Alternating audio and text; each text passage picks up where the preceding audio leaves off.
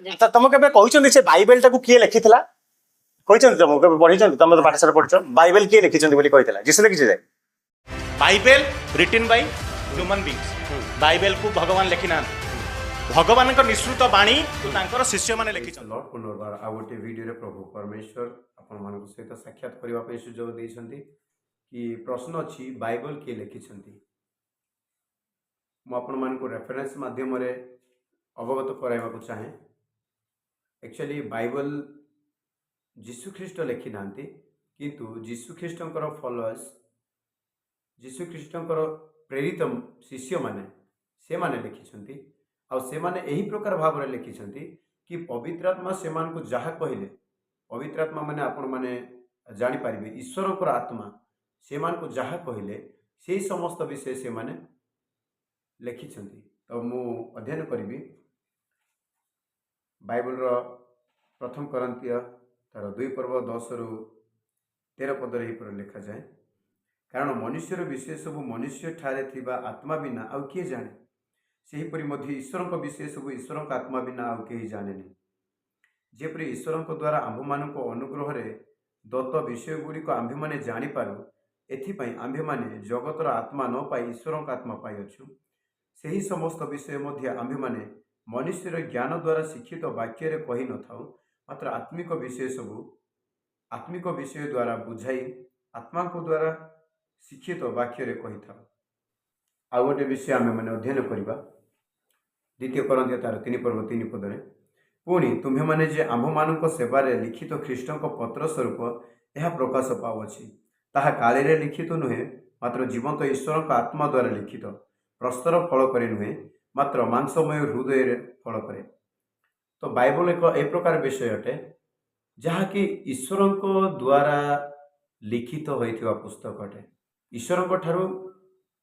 निर्गत होइथिबा वाक्य पवित्र आत्मा पूर्णता सहित मनुष्य माने अर्थात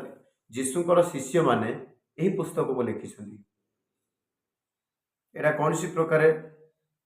मनुष्य द्वारा लिखा जाए नहीं केवल ईश्वर द्वारा ही लिखा जाए अछि आ गोटे विषय अध्ययन करिबा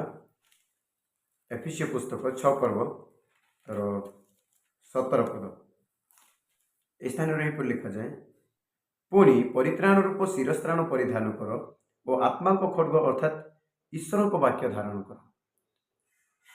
बाइबल आत्मा को खड्ग अटे पवित्र आत्मा मनुष्य को जहाँ प्रदान करिसेंति सेही समय से समस्त विषय है बाइबल प्रभु को आत्मा बिना बाइबल कहीं लिखि नांती अन्य कौनसी धर्म ग्रंथ रे पवित्र बोली मेंशन करा जायनि किंतु बाइबल को कहीं पवित्र बोली मेंशन करा गला बाइबल रो हेडिंग बाइबल रो फ्रंट पेज कहीं पवित्र बाइबल बोली लिखा जाए कारण ईश्वर पवित्र अटंती ईश्वर को पवित्र मुख निश्रुत वाक्य बाइबल अटे अर्थात बाइबल समस्त विषय लिपिबद्ध अटे आ गोटे प्रमाण मैं आपको देवाई चाहे प्रथम पीतर तार 1 पर्व 12 पद ए स्थान एहीपरि लिखा जाए एही समस्त विषय रे से माने जे अपना अपना अपना अपनार सेवा न करी तुम्भ मानकर सेवा करुथिले एहा से मानक निकट रे प्रकाशित होइथिला आउ सेही समस्त विषय स्वर्गरु प्रेरित पवित्र आत्मा शक्ति रे तुम्भ मानक निकट रे सुसमाचार प्रचारक मानक द्वारा एबे तुम्भ मानक जणाई दिया जाय अछि सेही सब विषय दूत माने निरीक्षण करने को इच्छा करती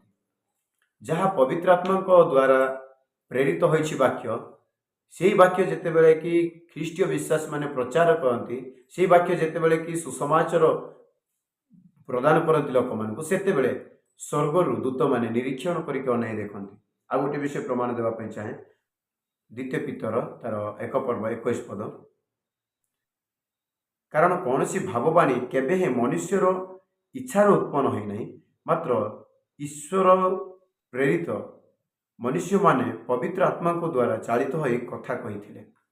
जेतिकी बाइबल लिखा जाए केवल ईश्वर को द्वारा प्रेरित पवित्र आत्मा को द्वारा ही लिखी आम मान को बाइबल प्रमाण दिए आउ आपण मानक मु आ गोटे विषय कहवाई चाहे ये बाइबल साधारण विषय नुहे जिते बेले आमे माने बाइबल अध्ययन करिबा एहा सूचाए एहा एक दर्पण अटे एहा एक स्कैनर अटे ଯାହାକି ମନୁଷ୍ୟର ପ୍ରତ୍ୟେକ ପାପକୁ ଗୋटे ଗୋटे ପାପକୁ ପ୍ରକାଶ କରିଥାଏ। ଆପଣମାନେ ଯେତେବେଳେ ବାଇବଲ ଅଧ୍ୟୟନ କରିବେ, ବାଇବଲ ଅଧ୍ୟୟନ କରିବା ଦ୍ୱାରା ଜାଣିପାରିବେ କି ମନୁଷ୍ୟ କେଉଁ ପ୍ରକାର ଜୀବନଯାପନ କରିବା ଉଚିତ, ମନୁଷ୍ୟ କେଉଁ ପ୍ରକାର ସ୍ୱଭାବ ପରିଧାନ କରିବା ଉଚିତ, ମନୁଷ୍ୟର ଗତି ଆକ୍ଚୁଆଲି କେଉଁ ଆଡ଼େ ଯିବା ଆବଶ୍ୟକ, ମନୁଷ୍ୟ କେମିତି ଗୋଟେ ଧାର୍ମିକ ଜୀବନଯାପନ କରିବ, ମନୁଷ୍ୟ କେମିତି ଏକ ପବିତ୍ର ଜୀବନଯାପନ କରିପାରିବ, ସେ ସକଳ ବିଷୟ ବାଇବଲ ପ୍ରକାଶ କରେ। ହୁଏତ ଅନେକ ଲୋକମାନେ ଅନେକ ପ୍ରକାର ବିଷୟକୁ ନେଇକି ଯୀଶୁଙ୍କ ବିଷୟରେ ଲେଖିପାରନ୍ତି, କିନ୍ତୁ ବାଇବଲରେ ଯାହା ଲେଖା ଅଛି ତାହା ଏକ ବାସ୍ତବ ଅଟେ, ତାହା ଏକ ସତ୍ୟ ଅଟେ, ତାହା ପ୍ରମାଣ ସିଦ୍ଧ ଅଟେ। କାରଣ ଈଶ୍ୱରଙ୍କ ବାକ୍ୟ ଏକ ଖଡ୍ଗ ତୁଲ୍ୟ,